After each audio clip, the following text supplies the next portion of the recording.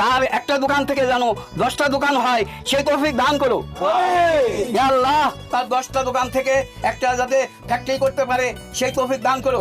আমিন। ইয়া আল্লাহ, একটা ফ্যাক্টরি থেকে ইয়া আল্লাহ জানি একটা কোম্পানি করতে পারে সেই তৌফিক দান করো। আমিন। আল্লাহ, এই দোকানের বালা মুসিবত যদি না হয় সেই তৌফিক দান করো। আমিন। আমিন। তুই জিলাপি খাই তোর চাষি কিন্তু আমার ঝাড়ু দিয়ে বাইরে।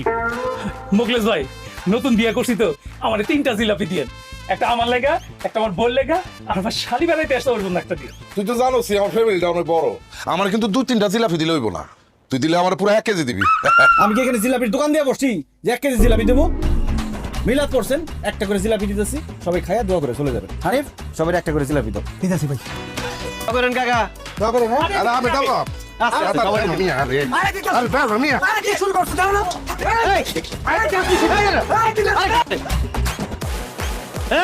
সোসার বাচ্চারা জিলাপি নিবি, ঠিক আছে, আমার গামলা দিয়ে দা।